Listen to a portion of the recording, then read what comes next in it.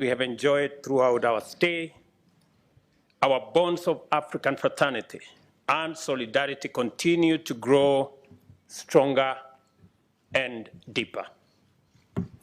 The Pan-African Parliament is a critical organ of the African Union, whose full institutional potential is going to become manifest as we rally to formulate effective and sustainable solutions to the tremendous cries confronting our people and humanity in general.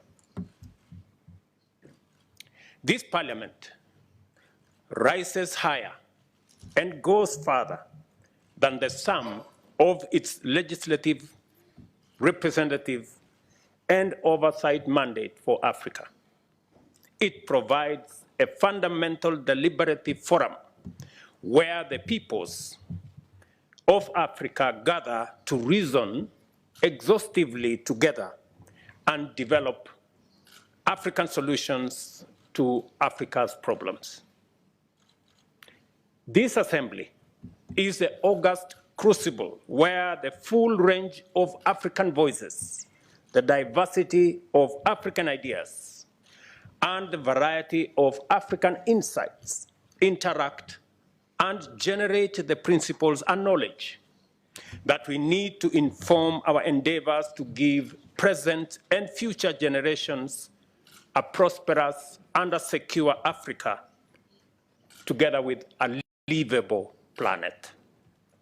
I therefore congratulate all of you for the confidence you have clearly inspired to be chosen as the African people's representatives in this Parliament.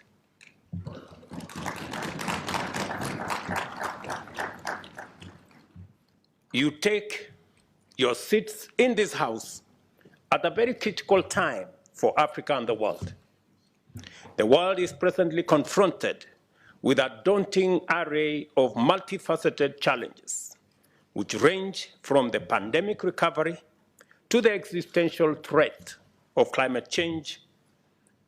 There is also the prevailing adverse financial environment characterized by increasing interest rates and looming debt distress affecting Africa and the many other regions, not forgetting the complex security implications of a delicate geopolitical crisis. At this time, your leadership as members of this House is more vital than ever to guide and support all other institutions of the African Union in pursuit of a new, ambitious, and inspiring vision. It is a time to be bold, to be strong and resolute enough to confront these challenges with greater unity and greater commitment. It is time to extend our forefathers' Pan-African dream into a brave new world in order to bequeath the people of Africa and our future generations a much better, more secure, and prosperous Africa that plays its role. And we are the continent of young people, hungry for better life and a clear role in the world affairs. Unfortunately, however, the discursive profile of the continent has too often been focused on the challenges and the difficulties we face and the assistance we need in a way that depicts us as chronically subordinate, eternally vulnerable, and perpetually incapable. As a consequence, an emerging psychology of victimhood implicates both African and global leadership in a politics of pity and helplessness.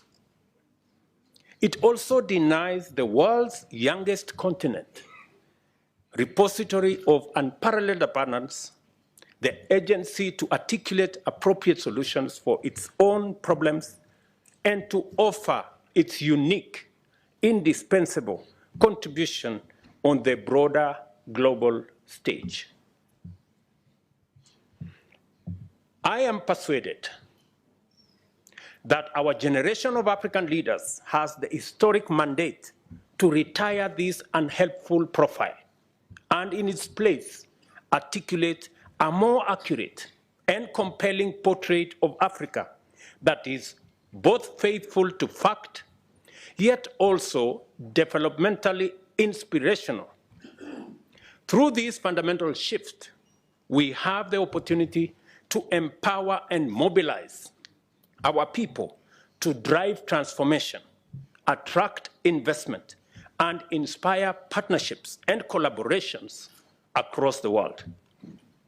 I see a tremendously decisive role for yourselves as members of the Pan-African Parliament, since you represent the voices of Africans on all issues pertaining to every sphere and sector of individual and collective endeavor. Please don't let us down.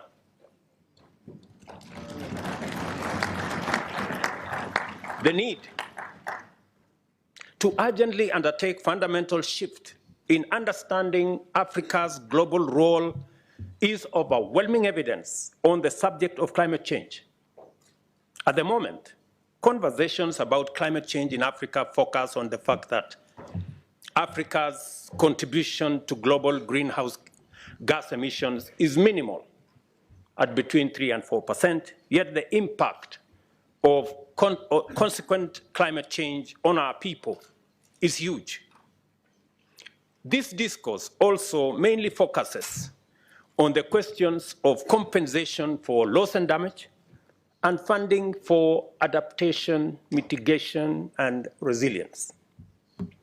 This focus on matters that are clearly urgent tend to dominate and obscure the equally imperative matter of radical economic transformation.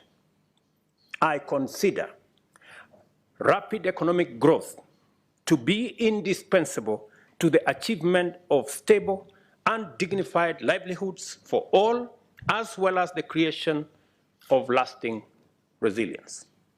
At the same time, I worry about the mainstream perspective where prosperity is often regarded, ironically, as incompatible with environmental sustainability and relegated to the margins of global agenda for Africa. I will explain this a bit later. As a matter of fact, many Africa's global partners evasively skirt around this necessary conversation, making it difficult and uncomfortable. Explicitly and implicitly, they encourage Africa to focus on managing the consequences of climate change, since only others in the global north are understood to possess the capacity to solve the global problems of such character and magnitude. This unjust dynamic is unnecessary, inappropriate, and only serves to hold us back from fulfilling our potential.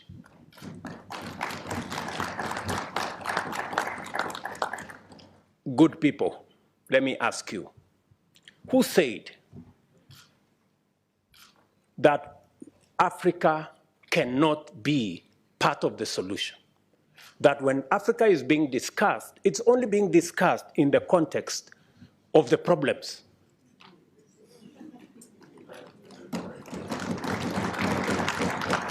And our voices are limited to, oh no, you are victims of climate change. We will help you to manage the situation. We will manage you to deal with adaptation. We will look for some little money for mitigation. We do not want to be in that corner. We want to be in the conversation about the solutions.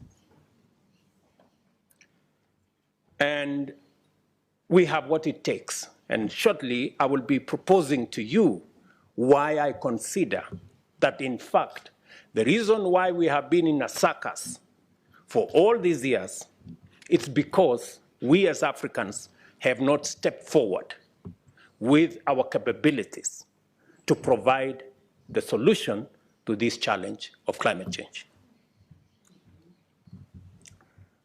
As the chair of the Committee of African Heads of State and Governments on Climate Change, I fully associate myself with the consensus that has evolved among Africa's leaders who have refused to be tethered to this unsatisfactory ideology.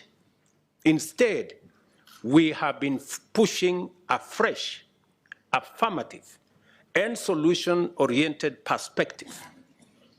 And I have come here today to ask you to join us in executing this change of course, articulating a fundamentally Pan-African principle and amplifying new ethos that summons the world to live, produce, and consume in harmony with nature that will be spearheaded by Africa.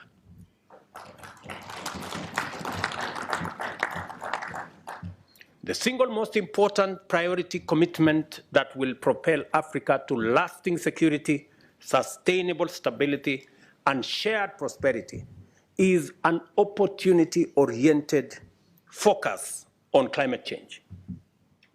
Our continent's abundant wealth of natural resources, immense endowments of untapped green renewable energy, our youthful demographic profile, and our increasingly enlarging market precisely constitute the fundamental elements required to mitigate and then reverse climate change while driving a new green industrial revolution. Africa's untapped renewable energy, let me give you some numbers. Africa's untapped renewable energy potential is more than 50 times the world's cumulative demand by 2030. The continent's untapped solar, wind, and geothermal potential is rated as super abundant in most African countries, meaning the potential is over 1,000 times the current demand. Yet, nearly 600 million Africans lack access to electricity, while another 150 million have highly unreliable access, and a whopping 900 million Africans have no access to clean cooking energy. Just imagine the paradox that we are in the middle of plenty while living in scarcity.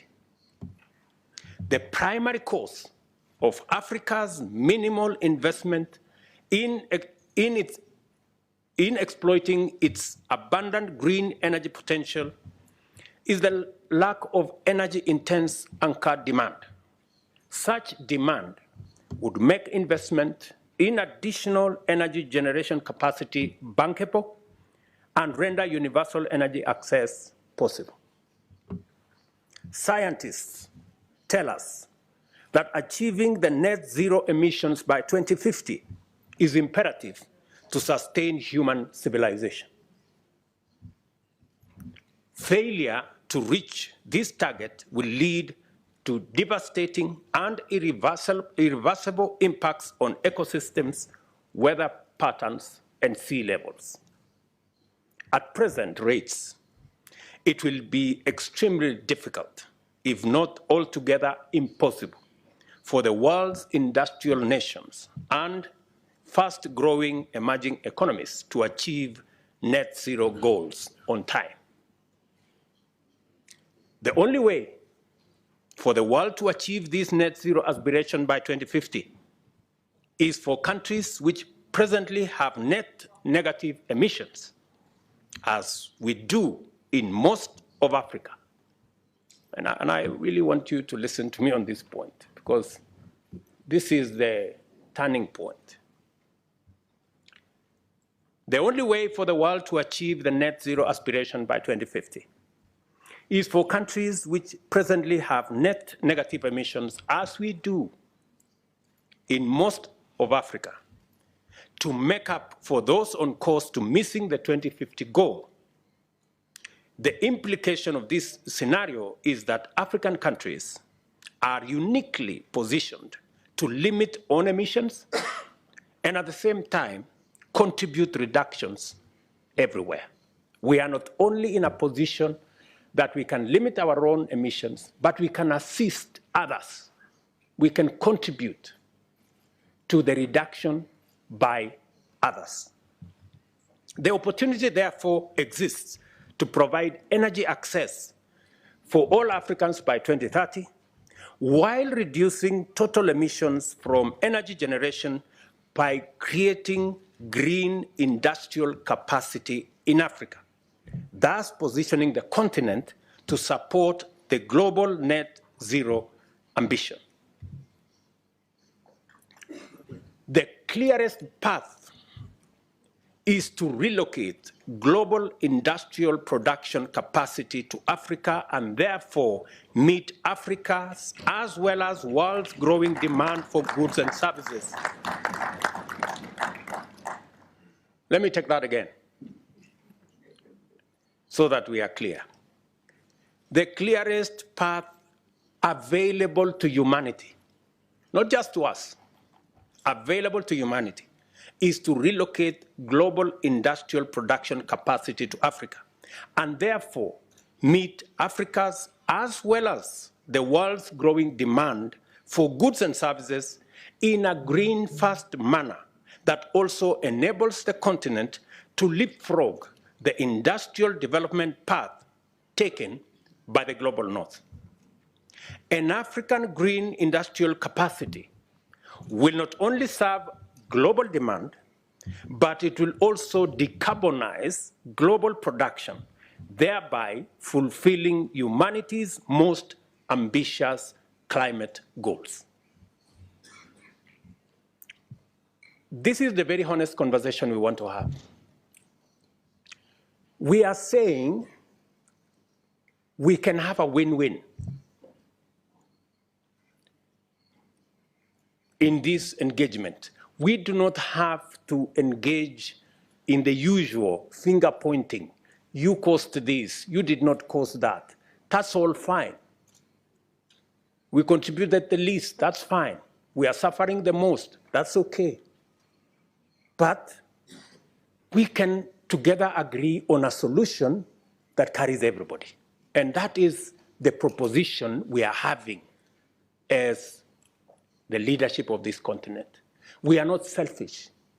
We are willing to share, to present our resources so that we can not only solve our problem, but we can solve the global problem of climate change.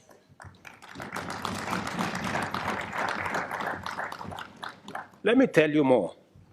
For the first time in history, low or no emission production processes for products like steel, fertilizer, and hydrogen are technically feasible and economically efficient, thanks to Africa's abundant renewable energy potential.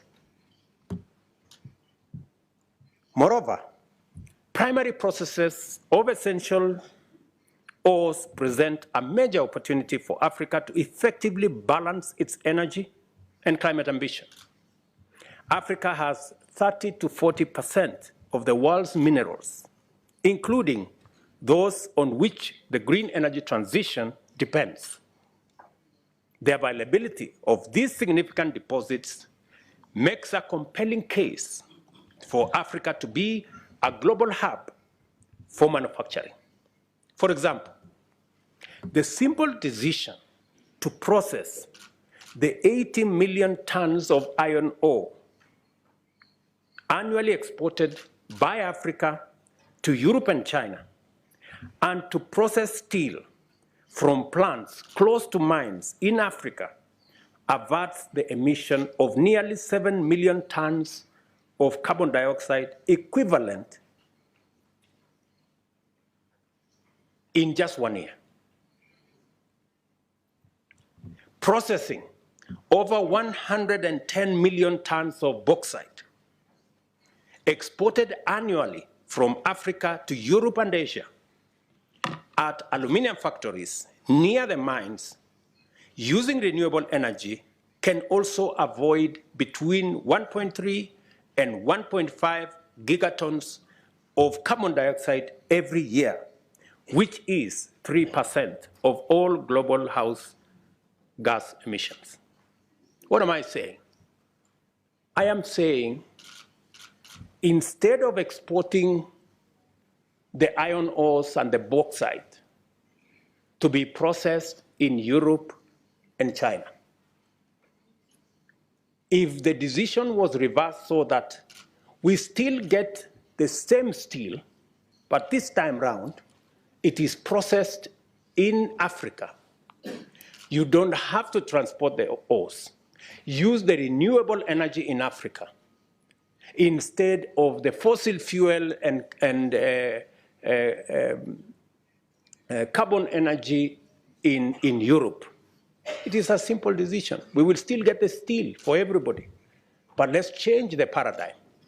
Instead of transporting iron ore and engaging in huge footprints of carbon, let us process the iron ores and the bauxite in Africa. And we are willing, once it is processed in Africa, we will sell the steel to our friends. We will do two things. We will have created jobs in our continent. We will have done green for everybody, green industrialization for everybody. We will have reduced emissions for everybody. And we will have contributed to solving this big equation of carbon emissions. It is as simple as that. It is just as simple as that. You don't need any rocket science to, it is just as simple as it gets. Let me give you an example from Kenya. Kenya is a perfect case in point. Our comparatively small national grid is about 3 gigawatts, but consists of 92% renewable energy. We aspire to make our grid 100% renewable by 2030, in the next 8 years, while executing a quantum leap in grid size to 100 gigawatts and 100% renewable by 2040. The small grid size and relatively high energy cost, production cost that is in the past made it hard to attract energy-intense industry to Kenya. By recognizing the need to develop industrial anchor demand and shaping our plans accordingly, we have prioritized green industrialization and now aim to make carbon credits one of Kenya's biggest export products. In a month, we will have completed the institutional and legal framework for us to access, manage, and participate in the carbon market space. For the record, all the carbon trading in the African continent, let me say, 25% at the moment is happening in Kenya. I want to encourage us as a continent that is the future. And the legislators here from different parliaments in our continent must carry this back home. To support this, we are working on the appropriate institutional framework to anchor carbon market regulation, align fiscal incentives, and a green investor-friendly environment that ensures communities benefit as businesses also flourish. We are therefore organizing and building our internal government capacity accordingly. And I dare say every other government, every other parliament must begin to internalize and to work along this line. The same will be true for our food production. As the world embraces regenerative agriculture, we recognize that our agricultural practices largely comply with a new approach.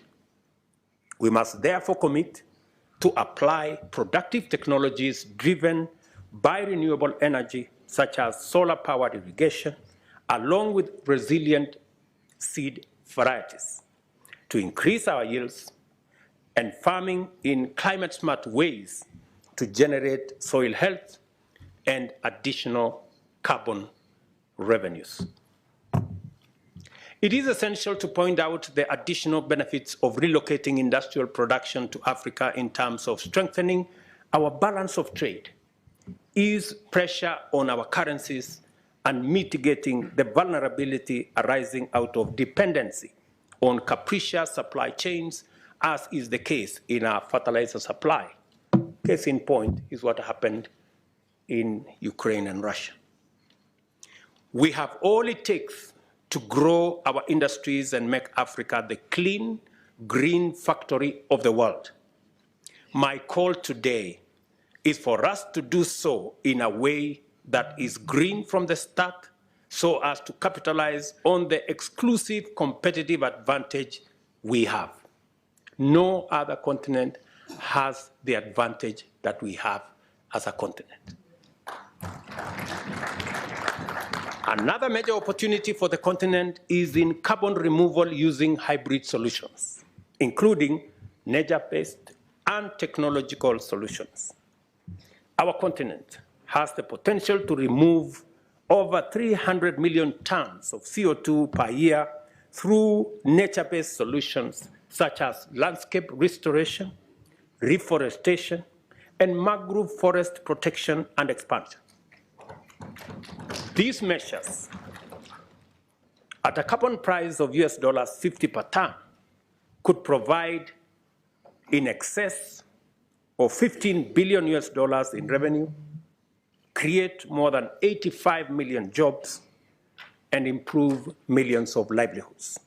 Of course, I am well aware that the prices we currently get on average are $5 per ton.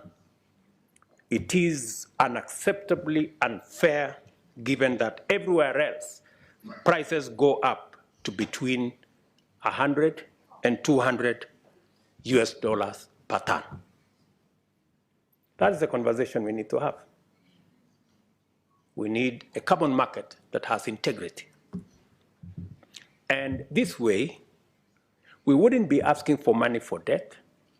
We wouldn't be asking for debt relief. We wouldn't be begging for grants and aid. We will be making a positive contribution to humanity and earning out of the assets of our continent. Regarding engineered solutions, Kenya startups are exploring the use of the Rift Valley geological formations for mineralized storage to replicate the success reported elsewhere in geologically comparable landscapes, such as in the Iceland. If you can generate carbon credits in Iceland, we can also generate carbon credits from the fissures in the Rift Valley.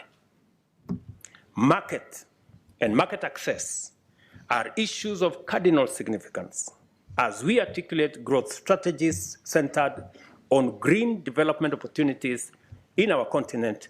We must also establish enabling policies and regulations that foster incentives to make Africa an attractive destination for the growing pool of global capital-seeking climate-positive opportunities. The Africa Continental Free Trade Area Agreement is a major step in the right direction to the extent that it seeks to enhance trade within the continent and presents the continent as one large trading area. It is absolutely essential to set up a sound global regime of trade and market with robust incentives for low-emission production of goods and services with lower emissions. Such a framework would position Africa as the world's most competitive industrial, investment, and trade destination. I wish to direct your attention, to the European Union's carbon border adjustment mechanism and the potential negative impact it will have on African exports. I hope some of you are aware of this mechanism. Our exports are produced in older and smaller industrial facilities that are not managed to minimize emissions compared to their European counterparts. The EU's mechanism is transmitting the most emphatic demand signal and lays down a set of incentives that make low-emission production competitive. This is exactly what Africa can offer through transition. Instead of looking at it as a barrier, we should change it and make it a bridge. We have a responsibility to ensure that global carbon markets maintain the highest standards of integrity to most efficiently channel benefits and rewards to communities that do the hard work of protecting and expanding carbon sinks or innovating new ways to avoid or permanently remove greenhouse gases. Our international partners must provide market access and make the right kind of capital available to invest in our potential.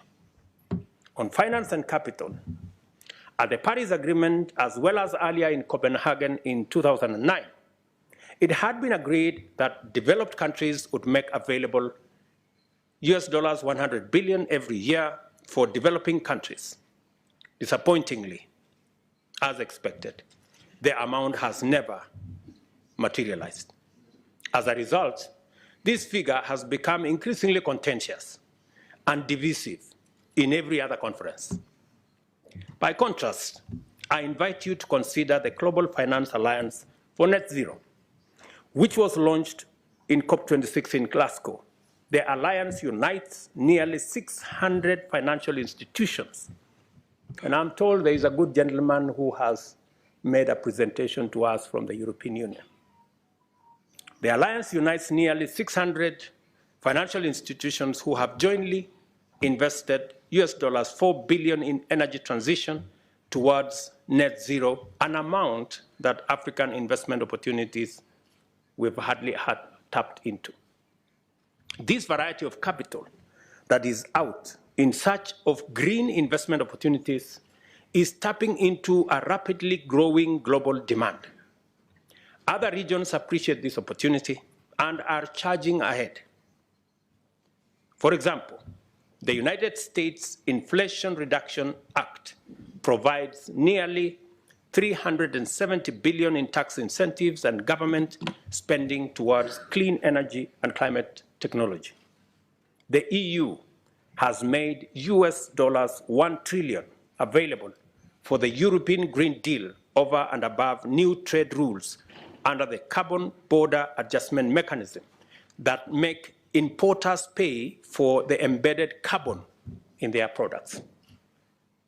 The planet simply cannot afford to channel a paltry 0.6% of renewable investment in Africa at a time when the continent is home to over 40% of the planet's best renewable energy resources. Our statistics on sustainability, efficiency, and green compliance are outstanding.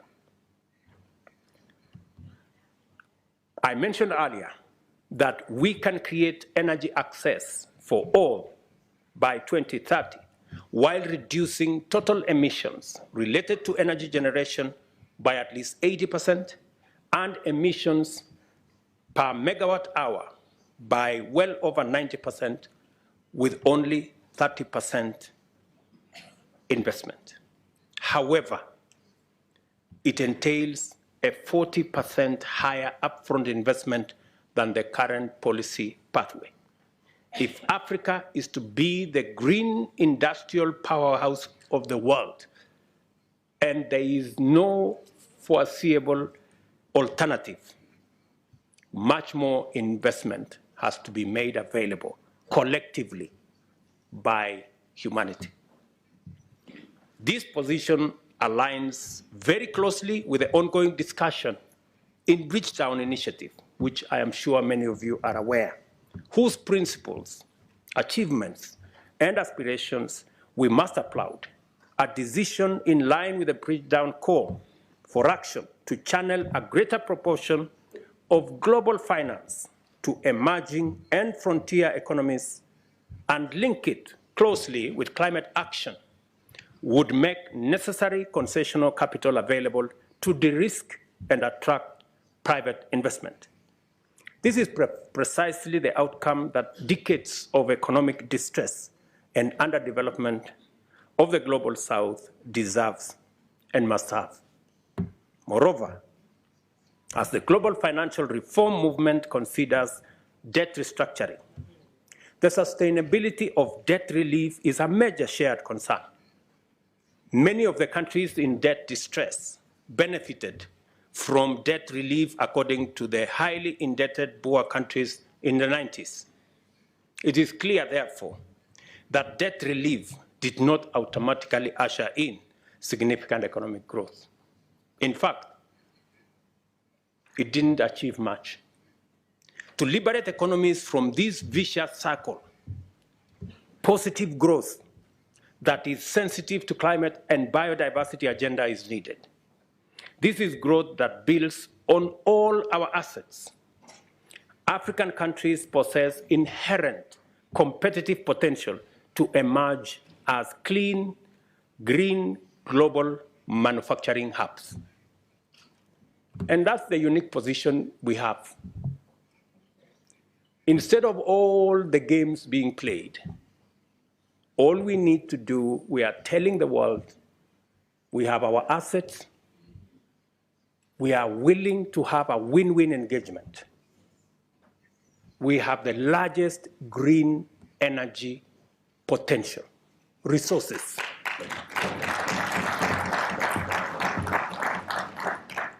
The world has no choice. We cannot continue the fossil fuel-fired industrialization. It has to change. All we are saying is we are coming with our assets, come with investment and technology, we meet halfway, and everybody wins.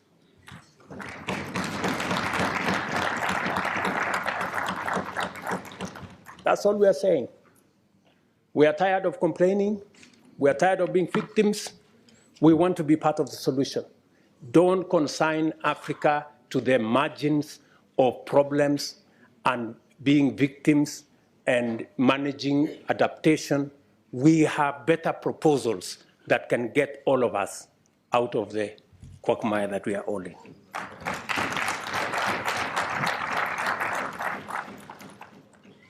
A critical growth opportunity that can be the starting point for our intentional efforts in pursuit of our aspiration is fiscal space arising from both debt restructuring and blended capital, combined with economic growth that increases tax revenues and positions African countries to invest more in adaptation and resilience. Once we have a win-win, once we are making money, once we are engaged in economic activity, we can take care of the adaptation. We can take care of resilience. Don't bring resilience into the equation to fool anybody that we are going to get anywhere with money for adaptation. You know, we are managing a problem. We want to be part of the solution. Don't consign us to managing a problem.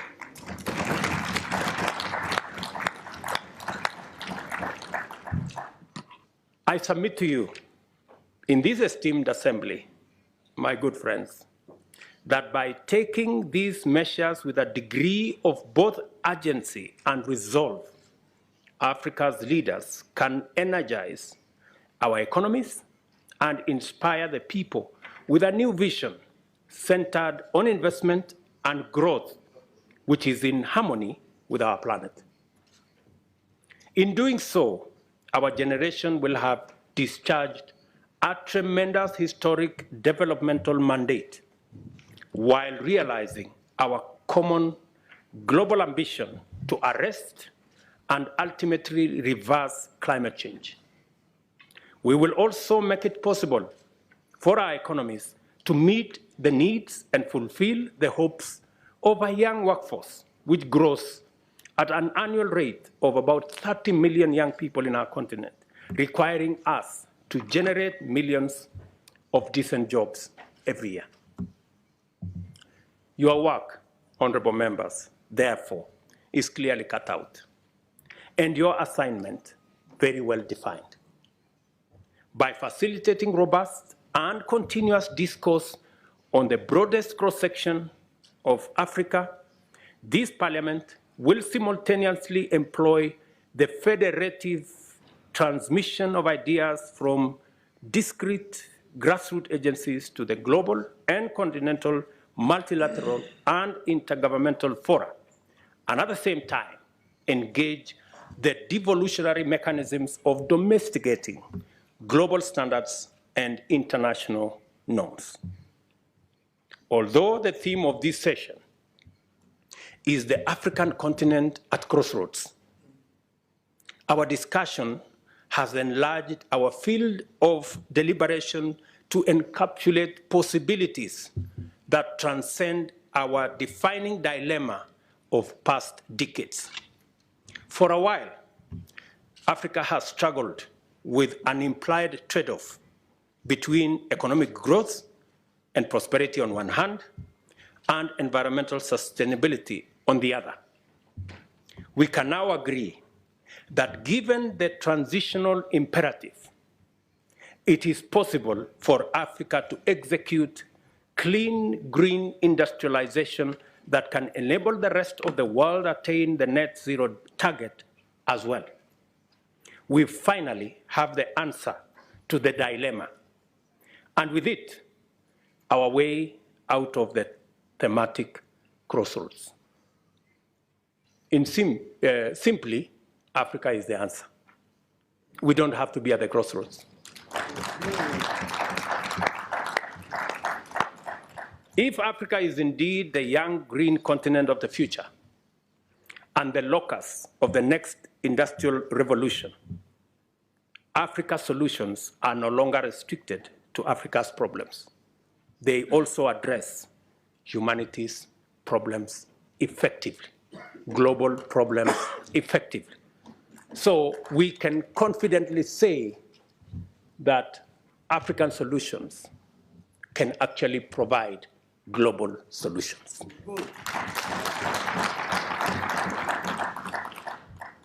Aspirations often come with a problem of implementation.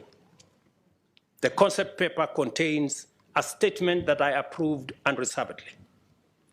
A sound policy framework should begin with formulation and end with implementation. But worldwide policy development is frequently prioritized without regard for performance. Our development partners tend to focus more on providing resources for policy development rather than implementing the policies. This situation has resulted in heaps of policy documents gathering clouds of dust on the shelves of government offices. As legislators, you are mandated not only to formulate law and policy, but also to rigorously oversee their implementation. To ensure that the African Union performs at the level of its aspirations, it will be necessary for you, as legislators, representatives, and overseers, to make sure that it empowers itself with sufficient capacity. Otherwise, African solutions, Agenda 2063, the African Continental Free Trade Area, and the young, clean, green continent of the future will remain a mere pipe dream. I want to persuade you. The power you enjoy today is delegated to you. The authority you enjoy today is delegated to you by the people of our continent. And let me remind you that the authority that you wield comes with responsibility. and responsibility comes with accountability.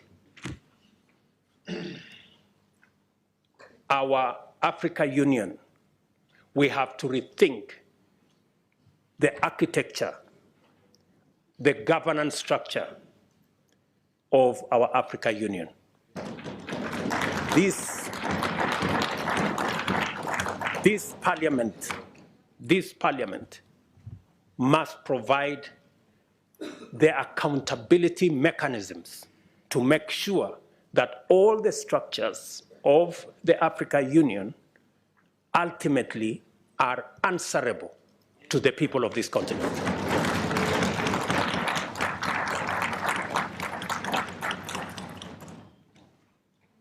It is completely against the principles of accountability to have an impotent parliament. Yes.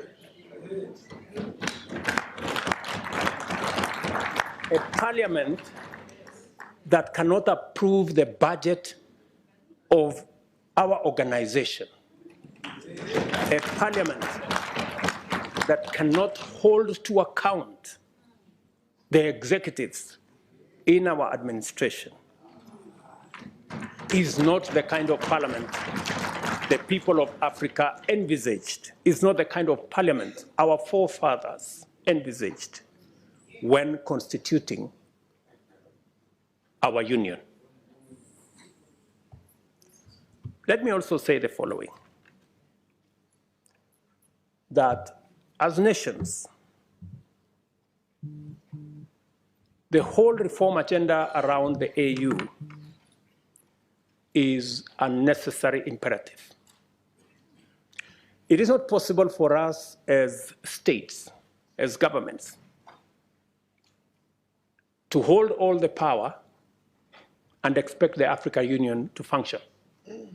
We must be courageous enough, we must be bold enough to delegate some of the powers of our nations to the collective body of the African Union. That is what other progressive unions have done.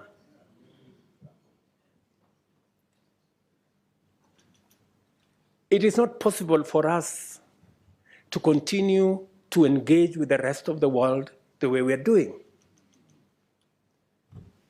The budget of Africa Union, to a good extent, is funded by development partners. What does it say about our ability to make our own decisions? It is said, he who pays the piper calls the tune.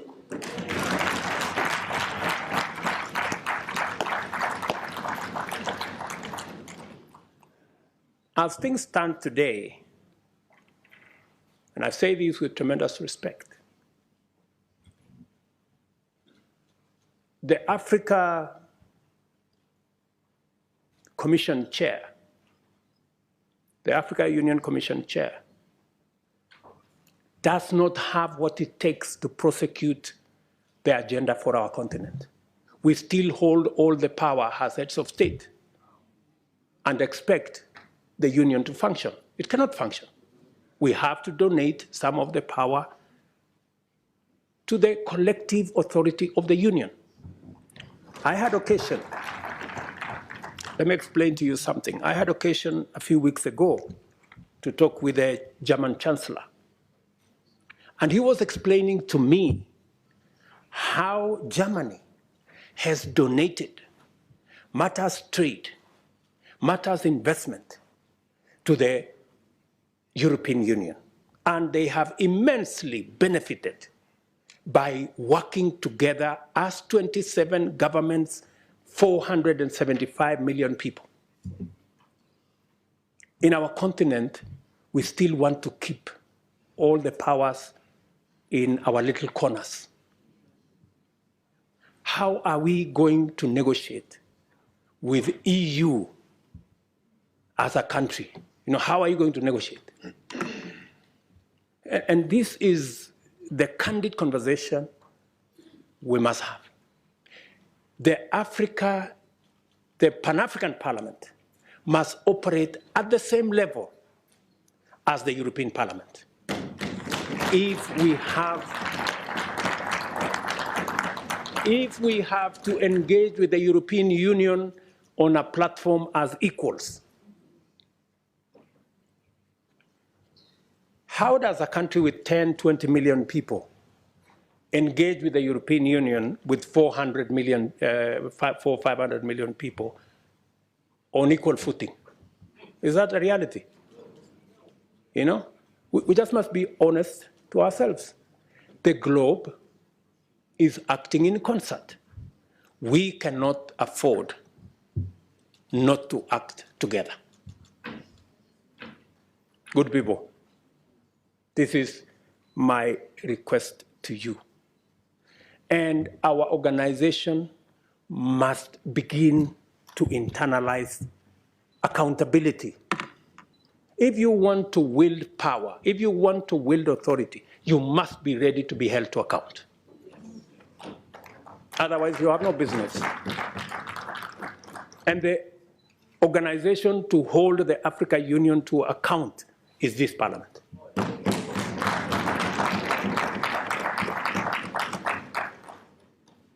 So what am I saying? For example, let me give you another example. We have been to US Africa. We have been to some other engagement with other countries. Now we have been invited for Russia-Africa Summit. We have made a decision, very respectfully as heads of state in Africa, that any engagement with other partners must be an engagement of equals. And for it to be meaningful, if we are going to meet the president of a country, we have organized ourselves that the Troika is going to represent Africa. The chair, the current chair, the past chair, the chair that is coming, and the heads of our regional economic commissions, about 6, 7 people. But what happens continuously? When others want to engage with us, they don't want to deal with the Troika. They want to invite 50 heads of state. So we go to a meeting, just explain to me what kind of outcome you expect where 50 heads of state are sitting. Everybody is asked to speak to 1.5 minutes. You speak to one for 1.5 minutes. What kind of engagement are you going to get? You're going to get nothing, right? The best that you get is photographs.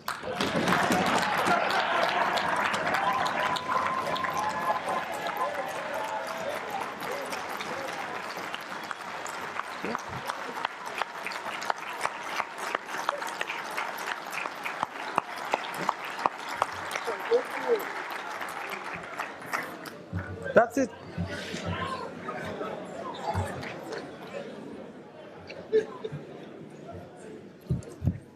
Precisely. You get these photographs, they normally line us up somewhere, you know, crowd of 50 heads of state, you know, and that's all we come home with, you know, because there isn't time to engage. Any serious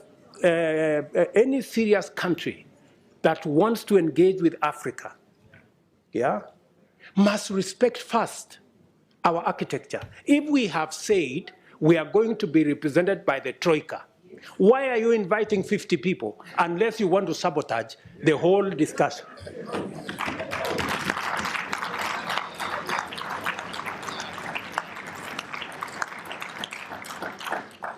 And if you can't respect our own rules, it is a sign of lack of goodwill.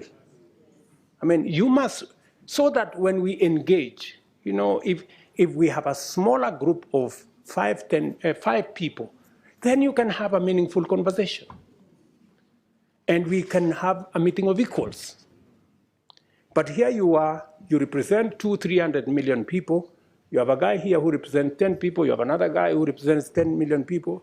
Then that conversation becomes, and some of the time, you know, the most unfortunate thing is that some of the people who invite us to these meetings tell us, if you don't come, there will be consequences. So all of us are forced to go to a meeting that has no meaningful outcome because of blackmail. This is not right, good people. You know, this is not okay, you know? So I have written to my brother who was here the other day that this time round, any other invitation, it must respect the rules of our continent. We have said any meaningful engagement, anybody who wants us to take them seriously, they must first respect our architecture. If they want a fruitful engagement, they should engage our continent in a manner that we can effectively represent our people and we can effectively discharge our mandate and articulate our issues, not in a crowd. We want to be effective. We want to engage, you know? So if you are one head of state and you want to engage all these people, surely, are you sincere, you know, in engaging in a crowd? Because some of these good people, they want to avoid any commitments, you know? They want to avoid any meaningful engagement. They just want a baraza and okay, pictures, and then we go. Dinner, and then, I mean, good people, we have food in our countries, at least. We can eat at home.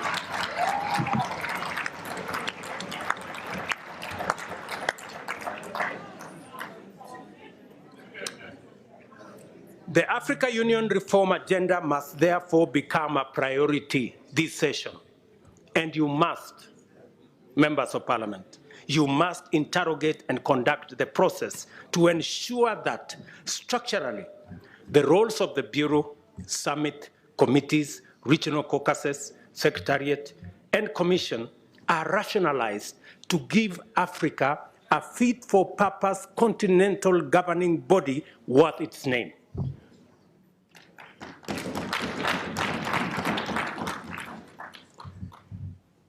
To do so, this Honorable Assembly must urgently review the funding arrangements to ensure that Africa Union budgets are financed primarily by members and secondarily by external partners. In turn, this will require a mechanism where Africa Union member states are up to date with their contributions with regard to all our commitments. As matters stand, our most core mandates depend on the goodwill of development partners. Just imagine, including critical peace and security matters, that our own peace and security fund is funded by development partners more than is funded by us as heads of state and countries. Good people, this needs to change. Africa's solutions must look like solutions. And in principle, they ought to emanate from us. How do we say we are providing African solutions if it is funded by development partners? It's a fallacy. It means we have no capacity to provide Africa solutions if it is being funded by others. A case in point, we have a situation in Sudan. The generals in Sudan are bombing everything. They are bombing roads, they are bombing bridges, they are bombing hospitals, they are destroying airports, using military hardware bought by African money. Just imagine. We need to tell those generals to stop the nonsense. Yeah.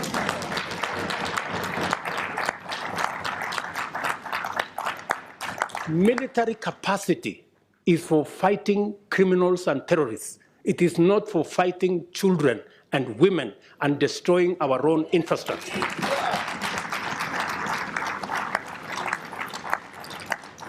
But as it is, we have no capacity to stop this nonsense in our own continent because our own peace and security fund is funded by others. We have a problem. But I'm telling you, we are going to correct this problem. It is us to do it.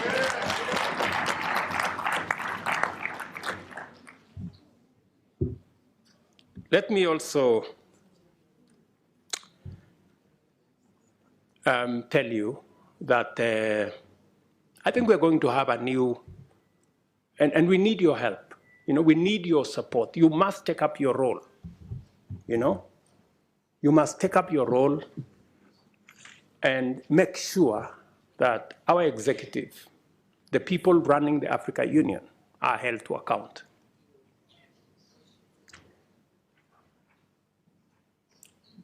With this vision in mind, I sought and was privileged to receive the approval of the African Heads of State and Government Summit to have the honor of hosting the Africa Climate Summit in Nairobi this year in September.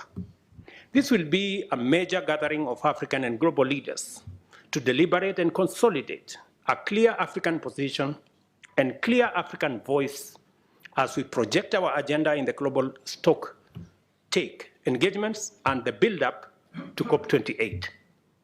The summit also provides an opportunity to highlight and forge consensus on the modalities of unlocking Africa's vast potential to positively impact the climate agenda and rally the world to tap into the numerous opportunities that Africa presents towards global net zero. This will not be another morning summit where we are mourning about our situation. We are going to boldly tell the world we will contribute positively to a solution, and we have what it takes. I invite you all to Nairobi to join us at that summit and to take part in that broader journey and vision for Africa to hold meaningful discussions with global partners. I have told you, Africa heads of state and governments have resolved that partnership summits by external parties shall be reviewed with a view to providing an effective framework for African Union partnerships. And we are going to work together in that manner. Another proposition I want to make to you is the United Nations. This is an important forum for transacting global affairs in diplomacy, peace, security, and trade, among others. But Africa, a continent of 1.2 billion people and a GDP of close to $2 trillion, finds itself disadvantaged by the current configuration of the UN Security Council, a configuration that was established 80 years ago, before the Second World War. But the world has since changed tremendously, we all know. Countries that had not become self-determining have since attained independence and are making a huge contribution to their people, continents, and the world. It is therefore time to reform the UN Security Council and change it from an exclusive club of 5 permanent members to a more representative global council that works for the interests of the whole world.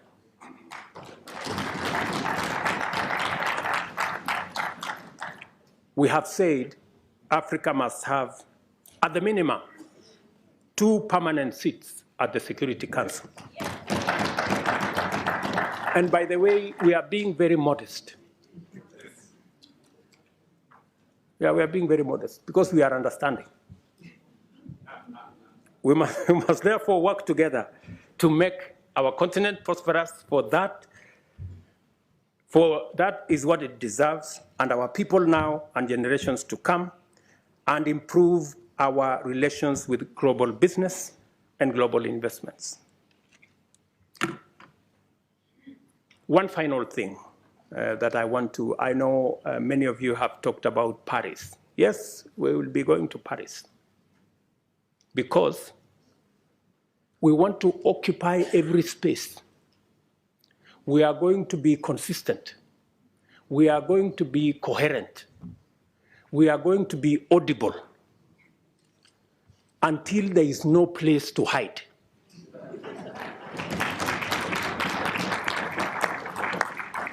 Yeah? Until the conferences are stopped. Otherwise, we will make them noisy, we will make them messy, and there will be consequences. If we are not heard, we are refusing to stay on the margins anymore. Yeah? We want to be at the table.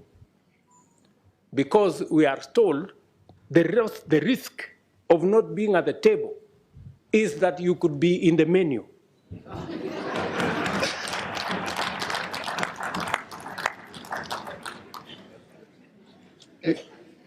Do you understand? So we are going to occupy every space. And we have been gentlemen for far too long. We are now going to appropriate our place because we have a contribution to make. Ladies and gentlemen, thank you very much for listening to me. I don't take it for granted. And God bless you.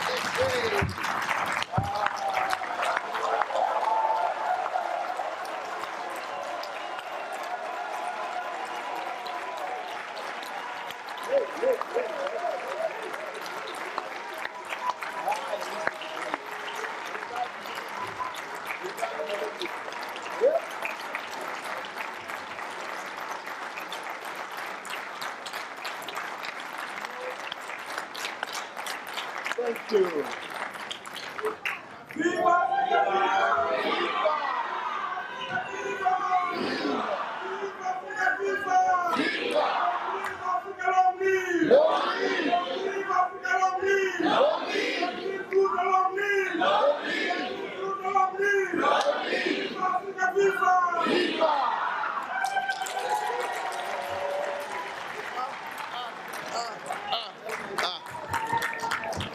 What do we want? Climate justice. What do we want? Climate justice. What do we want? Climate justice. What do we want? Climate justice. When do we want it? Now. When do we want it? Now. When do we want it? Now. Thank you.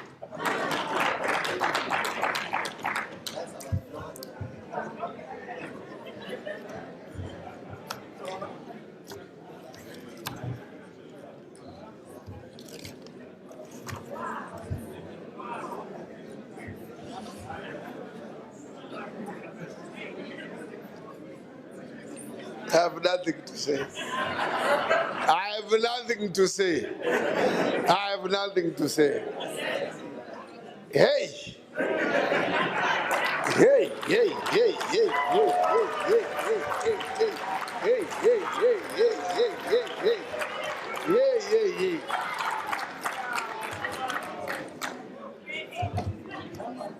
hey. Your Excellency. Your Excellency. I am standing here saying, what can I say? Nothing but to just thank you, nothing more. Just thank you. Hey. Yeah. Yeah. At one point, I could see 80% seated and wondering, looking at you like this, wondering whether this is coming from a president of this continent. People have always wanted to hear what you say, but they don't hear it. You know, you spoke as if you were this side, not this side. Look, look, look, look. You have propelled Africa to another higher level. I tell you. We now have gained confidence in our leadership on this continent. We really have confidence. We now have hope. And those that are aspiring, because this parliament has produced, as we said yesterday, a number of heads of state from this parliament. The current president of Seychelles was here 2 years ago. The current president of Namibia was a member of this parliament. Former President Mahama of Ghana was a member of this parliament. Former President of Mali, Keita, was a member of this parliament. Who else? So, now today, Niger president, Niger, Bazoum, Honorable Bazoum, he used to sit over there, that side. Bazoum, former member of this parliament. But I want to say, if there are others among you who are also aspiring, I think twice. It is no longer the presidents of yesterday. Things have changed. Look, we now want this caliber.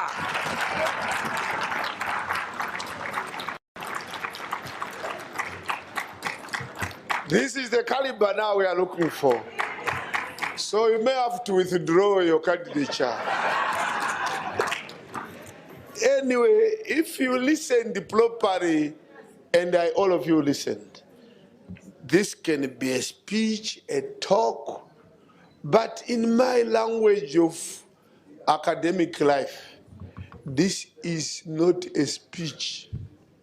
It is a treatise which lives forever. Treatise.